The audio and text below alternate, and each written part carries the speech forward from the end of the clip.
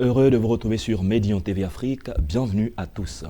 Selon une enquête dans les écoles et universités, les drogues, stupéfiants et autres substances sont acquises par achat dans les fumoirs au sein de l'école avec des dealers et revendeurs eux-mêmes élèves ou étudiants à travers les réseaux sociaux et par des dons de consommation entre amis.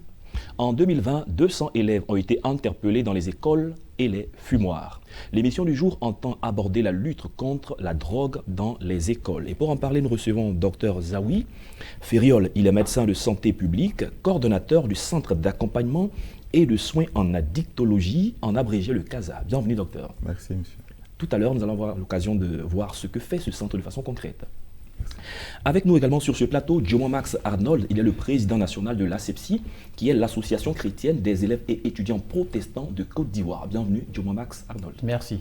Tout à l'heure, nous verrons également ce que l'ASEPSI, votre association, a fait en termes de sensibilisation cette année dans le cadre de la lutte contre la drogue. Alors, docteur, première question, elle est pour vous. La drogue, de façon simple, qu'est-ce que c'est? D'accord, déjà, je vais vous dire merci, monsieur, pour l'opportunité que vous nous donnez ce matin de pouvoir parler de ces questions-là sur ce plateau. Et donc, pour revenir à votre question, la drogue est un produit qui peut être chimique, biochimique ou naturel et qui, lorsqu'il est consommé, entraîne une modification du fonctionnement normal du cerveau. Et donc, cette modification-là peut s'observer par un ralentissement du cerveau, ou une hyperstimulation du cerveau ou des moments d'hallucination du cerveau. D'accord, je pense que ces termes sont un peu plus médicaux, un peu plus techniques. Quand on parle de ralentissement du cerveau, hyperstimulation du cerveau, de façon concrète, ça veut dire quoi? Quand on parle de ralentissement du cerveau, vous verrez quelqu'un qui, dans l'expression de ses idées, l'expression de ses pensées, n'aura pas cette dextérité-là d'aller vite. Quand vous poserez une question qui, somme toute, pourrait paraître normale, simple à répondre, il pourrait prendre du temps pour répondre et vraiment pourrait faire penser à quelqu'un qui a pris de l'alcool et qui est ralenti au niveau de ses pensées. Et pour quelqu'un qui a pris de la drogue, qui est cette fois sous effet de stimulation, c'est très comparable à quelqu'un aussi qui est hyper agité, hyper actif, dans son fonctionnement et qui est plus que la normale en fait. Voilà. D'accord. Alors vous qui êtes le président de l'ASEPSI, qui est une association qui est née en 1961, donc vous avez 60 ans d'existence dans les écoles et dans les universités. Cette année, vous avez initié une campagne pour sensibiliser les élèves sur la question de la drogue. Un chef d'établissement disait que la drogue est un phénomène national, donc on parle de drogue un peu partout dans les écoles. Quel est le constat que vous avez fait sur le terrain par rapport à la drogue à l'école? Le constat, il est alarmant parce qu'en 2020, ce sont plus de 200 élèves qui ont été interpellés. En 2019, c'est plus de 300 élèves qui ont été interpellés par la police, par la direction de la police des stupéfiants et de la drogue. Et donc, ces chiffres, justement, nous emmènent à travailler davantage dans la mesure où notre champ de mission sont les écoles. Nous qui sommes plus proches des élèves, des étudiants, nous constatons que ces élèves et ces étudiants s'adonnent justement à la consommation de la drogue, mais également aussi à la vente. Donc c'est pour nous l'occasion de pouvoir sensibiliser ces élèves, ces apprenants, dans l'optique d'éradiquer vraiment la drogue en milieu scolaire. Et cette activité justement s'est tenue dans les différentes structures de base de la sepsie sur le territoire ivoirien. D'accord, docteur, vous qui êtes médecin de santé publique, après plus de 8 ans d'études pratiquement, est-ce que en votre temps, dans les écoles et dans les universités, ce constat-là, il était le même? Oui, ce constat, il était le même. C'est un constat qui n'a pas changé, que je me dirais même va en s'aggravant, évolue en s'aggravant avec les nouvelles technologies de communication que nous avons maintenant, les réseaux sociaux. Voilà, c'est un comportement qui avant pouvait être caché, qui pouvait se faire au sein d'un groupe, mais qui désormais, avec les réseaux sociaux, est vu par plusieurs et qui donne envie à certains jeunes, à certains petits frères de vouloir essayer, de vouloir tester. Voilà, comme ils ont vu ou bien ils ont été influencés sur les réseaux, bien peut-être même à l'école. Beaucoup de personnes pensent que ceux qui sont usagers de la drogue, la plupart du temps, sont des personnes désœuvrées, déscolarisées, des personnes qui n'ont rien à faire, des jeunes qui n'ont rien à faire, qui sont peut-être dans les petits coins. Mais comment peut-on expliquer qu'à l'école, le centre du savoir, le temple du savoir, des élèves puissent s'adonner à de telles pratiques? Déjà, il faut dire que les élèves, ils sont en compagnie, hein, c'est-à-dire qu'ils sont avec des amis qui les influencent négativement. Et donc, ils transportent ce comportement à l'école. Et il faut dire qu'aujourd'hui, ce qui justifie justement l'influence de la drogue, c'est que la plupart de ces élèves-là, non seulement ont des conditions de vie vraiment difficiles, donc cherchent les moyens pour pouvoir subvenir à leurs besoins, donc cherchent les moyens pour avoir de l'argent. Donc la vente de la drogue à l'école est également un moyen qui permet de générer de l'argent. Mais aussi, la drogue est utilisée comme ces substances-là pour s'évader, pour oublier souvent l'influence négative des parents sur leur comportement, parce qu'il y a des parents vraiment qui sont violents. Et également la société. Et lorsque l'enfant se dit, bon, voilà, je suis maltraité, et autres, comment faire justement pour m'évader? Et donc, ils trouvent la solution dans la consommation de la drogue. C'est un moyen pour eux justement d'oublier cette misère sociale de la vie. Et aussi, la consommation de la drogue permet, pour certains élèves qui justifient cela, d'être plus réactifs, plus vivants à l'école. Et souvent dans les écoles, il y a des rapports de force qui se font parce que l'élève veut dominer, veut influencer, il crée un système de gang à l'école. Et donc pour être le chef de file, souvent ça donne vraiment la drogue pour avoir de la force. D'accord. Docteur, ce que pensent les élèves, s'évader, être ceci, être cela, est-ce que c'est vérifié? Est-ce qu'ils arrivent à s'évader? Est-ce qu'ils arrivent à oublier? Est-ce que ça les rend vraiment performants? Je pourrais répondre à cette question que c'est des idées reçues. Voilà. Que quand ces jeunes frères pensaient qu'à travers des stupéfiants, ils pourront vraiment réaliser tous les desseins de leur vie. Voilà, parce que par définition, les adolescents traversent une période de leur vie où la recherche de sensations fortes, la prise des rythmes sont fréquentes. Et donc, pour pouvoir assouvir ces besoins-là, ils se tournent bien évidemment vers les stupéfiants. Comme je l'ai dit d'entrée de jeu, il y a différentes familles de stupéfiants. Il y a les ralentisseurs, il y a les stimulants, excitateurs, et puis il y a les hallucinogènes. Voilà. Donc le constat qui est fait, c'est que la plupart de ces jeunes enfants-là se tournent très généralement vers les stimulants, par recherche d'effets vraiment, voilà, qui leur permettent d'être, comme on le dit dans le jargon anglophone, high, voilà, d'être dans un état d'esprit qui leur permet vraiment de mettre la honte de côté, de ne pas avoir froid aux yeux, de pouvoir poser certains actes, voilà, voilà, c'est un peu ça. D'accord, nous allons voir les conséquences de la drogue sur les élèves. Par exemple, le centre, il y a ce qu'on appelle la Croix-Bleue, qui est un centre de désintoxication. Dans un rapport, il est dit que si sur 10 personnes que ce centre reçoit par jour, il y a au moins 7 qui sont des élèves. Donc, quelles sont les conséquences de la drogue sur les élèves? Ouais, les conséquences vont de fait, hein, parce que c'est quoi? C'est le décrochage scolaire, c'est l'échec scolaire, c'est l'abandon scolaire, c'est le début déjà d'une délinquance juvénile et tout ce qui en découle. Donc, on pourrait citer comme ça un chapelet de conséquences. Voilà, donc j'ai résumé ici l'essentiel des conséquences que nous observons.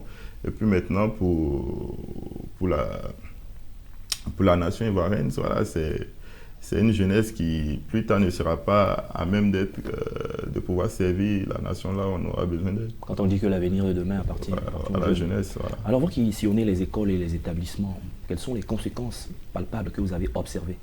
Déjà, les conséquences au niveau physique, au niveau du changement du comportement, parce que pour ces élèves qui s'adonnent justement à la drogue, beaucoup, je dirais, désolent les bancs, ils n'ont plus l'envie d'aller à l'école.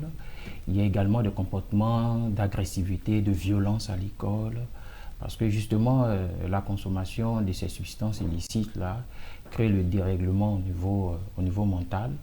Il y a également, je dirais, le fait qu'on change notre manière d'être, nos habitudes, Et donc, il y a vraiment assez de conséquences. D'accord. Dans un témoignage reçu, il y a un enfant de 4 ans, enfin de 14 ans, qu'on a retrouvé étant donc l'administrateur d'un site de distribution ou de vente de drogue. Ouais, je peux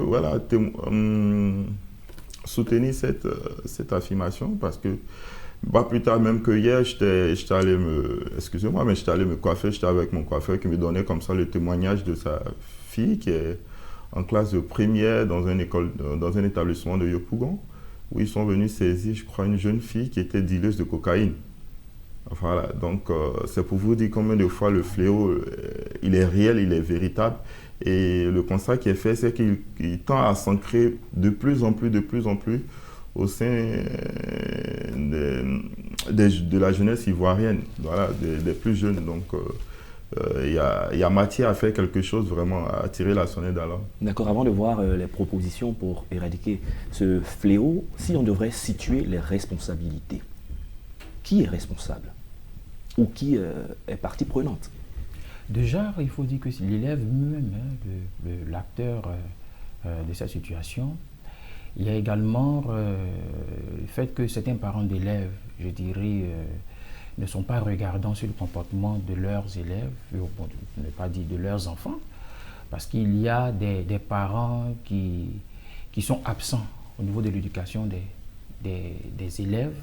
Le constat, lorsque nous nous retrouvons avec les élèves et autres, beaucoup témoignent que les papas et mamans ne sont plus à la maison, ou bien ils viennent très tard à la maison, ils ne regardent pas nos cahiers, ils ne font pas des exercices avec nous. Vous voyez, donc il y a l'abandon vraiment de suivi parental.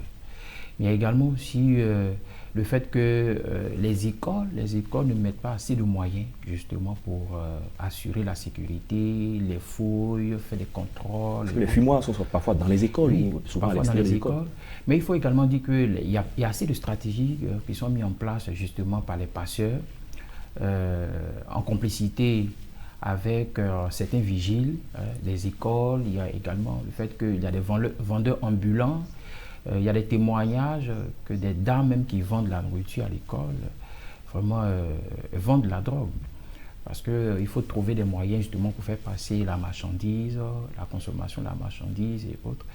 Et malheureusement, il y a aussi des acteurs du système, les enseignants, le personnel, il y a certains qui sont également, je dirais, accros à la drogue. Oui, parce que justement, dans un témoignage reçu d'un élève, il disait qu'il y a un de leurs enseignants également qui partait se procurer aussi.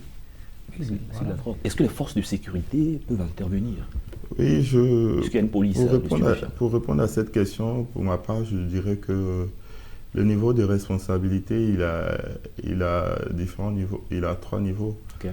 Il y a l'État en tant que garant moral. Garant, voilà, qui doit à son niveau mettre les moyens pour que, voilà, comme on parle de la drogue à l'école, les enseignants, les professeurs puissent être formés sur cette question-là. Savoir qu'est-ce que c'est que la drogue, quels sont les risques qui sont liés à la consommation de drogue, quels sont les effets qu'on observe qu'on a consommé la drogue, pour pouvoir mieux faire une prévention, une sensibilisation déjà dès le collège, le lycée, aux élèves et collégiens, puisque c'est vrai qu'on les blâme, mais ils sont vulnérables à cet âge, ils sont imprudents, ils sont insouciants, voilà, donc pour eux, tout est question d'expérience. On ne va pas tout de suite les blâmer, mais il faudrait réfléchir à comment est-ce qu'on met des choses en place pour pouvoir déjà très rapidement leur donner les moyens de pouvoir résister à toute invitation de ce type-là. Et puis maintenant, il y a également aussi, je dirais, les familles. Voilà, les familles, parce que, comme je le disais d'entrée de jeu, les familles ne sont pas assez informées. Voilà, elles ne sont pas assez informées et avec les moyens qu'elles ont, elles essaient de mettre en place un accompagnement. Mais je pense qu'il faut encourager aussi au niveau des familles la communication. Comme le disait mon ami d'à côté, il faut encourager la communication au niveau de la cellule familiale. Il faut que le père et la mère puissent avoir des temps d'échange, de discussion avec l'enfant pour pouvoir créer cette relation de confiance, ce cadre de change qui permet à l'enfant, quand il est quitté à l'école, quand il a vu quelque chose qui lui est inhabituel, voilà, qui a trait à la drogue, de pouvoir venir à la maison, poser la question à ses parents, de savoir, voilà ce que j'ai vu, voilà ce qu'on m'a proposé, mais je n'ai pas essayé. Et puis les parents derrière faire le travail de conseil, d'orientation. Voilà ce que je pourrais dire. Puisque, je termine pour dire que les enfants sont vraiment vulnérables et ils sont la chaîne du système de trafic et de deal. Ils sont la fin du système de trafic et de deal de drogue. D'accord, nous ne manquerons pas également de signaler qu'il y a des dispositions du point de vue pénal qui sont prises par rapport à tous ces usagers, toutes les personnes qui ont un contact direct avec la drogue, parce qu'en 2017, par exemple, la direction de la police des stupéfiants a interpellé 16 établissements, mais a déféré 900 personnes dans les différents établissements. Voyons maintenant le message de sensibilisation. Vous qui êtes parmi les élèves, vous-même, élèves et étudiants, c'est un peu plus différent, un parent qui parle ou un chef d'établissement qui parle, mais vous connaissez vos réalités. Quel est le message que vous donnez à ces derniers? Déjà, ce que nous faisons à l'école, c'est l'accompagnement de l'élève. Et donc, pour cela, nous avons des formations, nous avons des activités, je dirais, extrascolaires, pour permettre à l'élève, justement, de pouvoir un temps soit peu s'évader après les cours. Et les messages que nous donnons aux élèves, c'est les messages liés à leur avenir, à leur responsabilité, parce que l'élève, c'est l'apprenant. Et lorsque tu apprends, la finalité, justement, c'est d'influencer positivement la société et l'État. C'est d'apporter, justement, au travers de ses compétences, au travers de ses capacités, de ce qu'on a appris, je dirais, le développement, la croissance.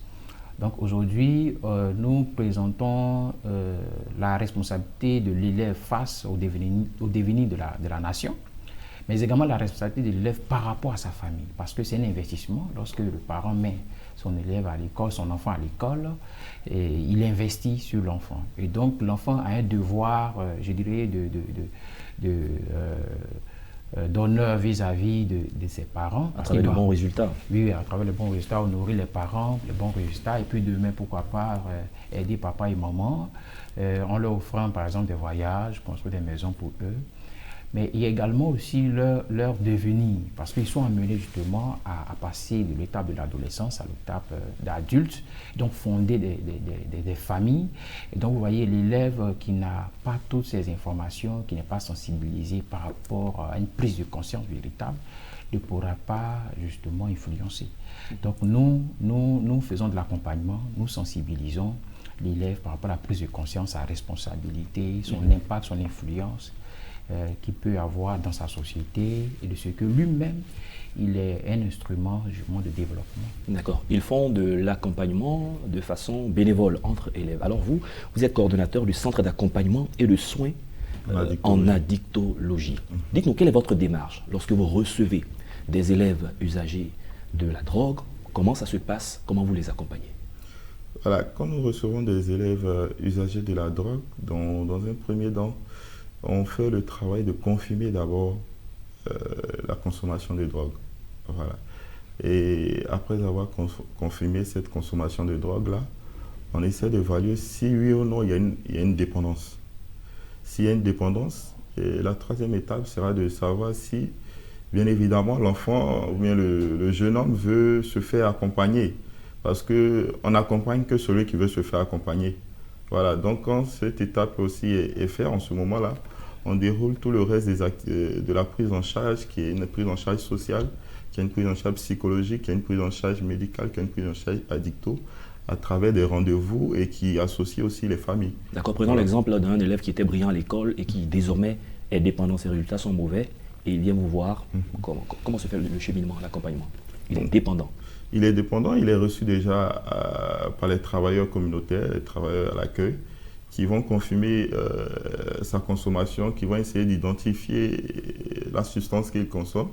Et après ça, il est orienté vers l'assistance sociale qui va procéder à l'ouverture de dossier. Et après l'ouverture de dossier, il est orienté vers le médecin addictologue qui va faire sa première consultation, qui va évaluer la dépendance, qui va voir selon les niveaux de dépendance quel type d'accompagnement il faut.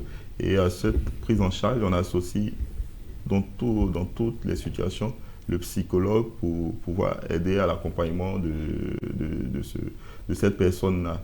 Et comme je le disais tout à l'heure, on associe aussi la famille parce que la famille joue un gros rôle dans ce que l'on appelle le capital de récupération de l'individu qui est malade. Parce que ce qu'il faut savoir, quand on est dans cette situation de dépendance, on est entièrement malade.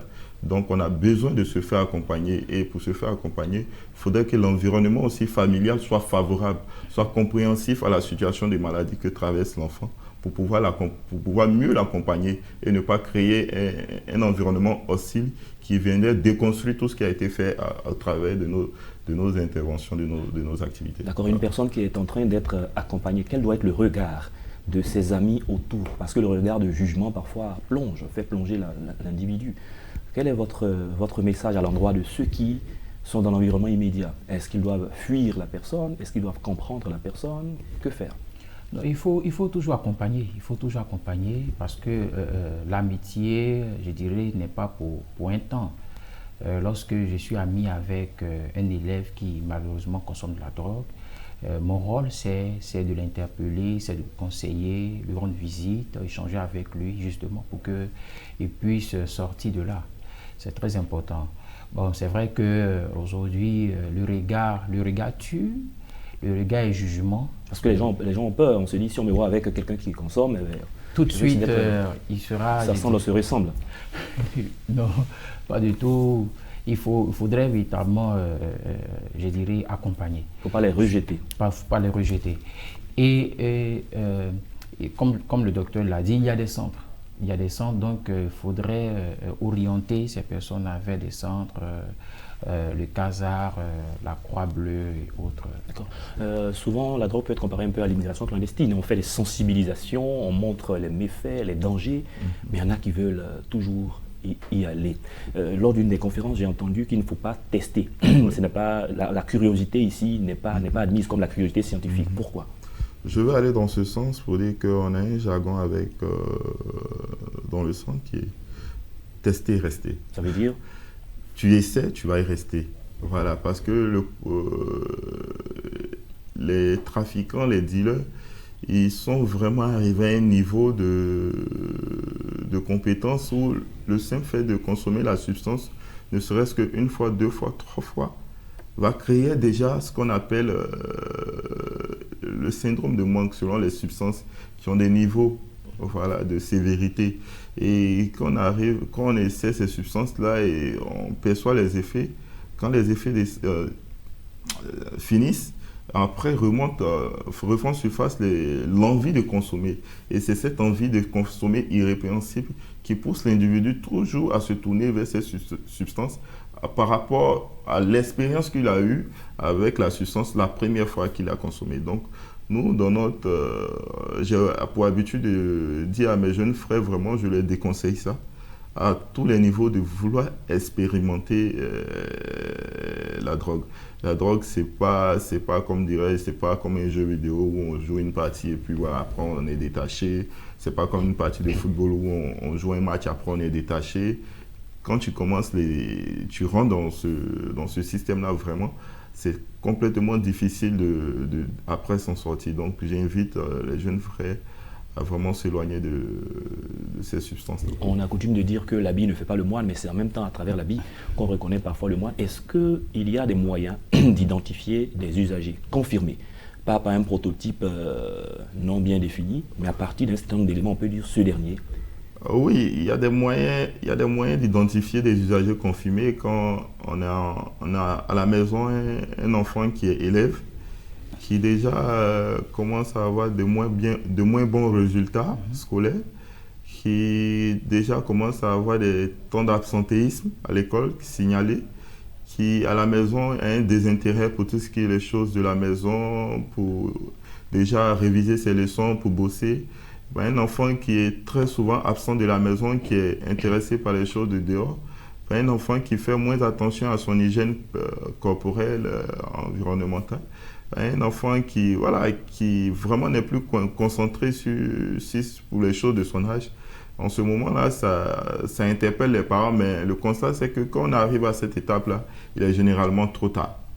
Voilà, il est généralement trop tard parce qu'en ce moment, c'est que la dépendance est installée. Et quand la dépendance est installée, la personne n'a plus d'envie ou bien d'intérêt pour les choses extérieures, ne serait que seulement pour comment faire pour se procurer sa substance. D'accord. Voilà. D'accord, la dernière question en moins de 30 secondes. Puisque les mauvaises compagnies corrompent les bonnes mœurs, comment les élèves qui vous écoutent peuvent-ils choisir leur compagnie qui les influenceront positivement et vice-versa? Déjà, il y a des bonnes personnes, en tout cas à l'école, les brillants, et donc pour être brillant, il faut être avec les brillants. Donc il faudrait justement que l'élève puisse, je dirais, avoir pour amis des élèves vraiment brillants, studieux à l'école, compréhensibles, surtout qui donnent de bons conseils, parce que c'est ça aussi. Parce que je ne peux pas suivre un élève qui me dit, bon, pendant le cours, sortons, allons-y au bistrot, allons-y dans un endroit pour prendre un petit pot, alors qu'il faut faire le cours. Donc, il y a vraiment des indices qui doivent pouvoir mener l'élève justement à se départir de ces personnes. Je vais revenir brièvement sur les moyens qui peuvent nous aider vraiment à lutter contre la drogue. C'est qu'il faudrait renforcer, je dirais, la présence des psychologues dans les écoles. C'est vraiment très important parce que la plupart de nos établissements, il n'y a pas de psychologue pour faire un suivi, un accompagnement. Le professeur de mathématiques, de physique ne peut pas faire ce travail. Et donc c'est compliqué. Le personnel administratif est très occupé. Donc il faut également des psychologues, il faut également des assistantes sociales pour pouvoir aider ces élèves. Parce qu'aujourd'hui, l'élève, il est brillant, mais il y a des ressentiments. Bien. Il y a des ressentiments, donc il faut travailler. Et c'est sur ces mots que nous allons mettre un terme à cette émission. Docteur Zawi Ferriol, vous êtes médecin de santé publique, coordonnateur du Centre d'accompagnement et de soins en addictologie, le CASA. Merci d'avoir accepté de partager toute cette belle expérience avec nous. Je vous en prie, merci. Merci également à Joma Max Arnold, président national de l'ASEPSI, Association chrétienne des élèves étudiants protestants de Côte d'Ivoire, qui initie une campagne de sensibilisation des élèves et étudiants contre ce fléau qu'est la drogue. Merci à tous de nous avoir suivis et bonne suite de nos programmes sur Médillon TV Afrique.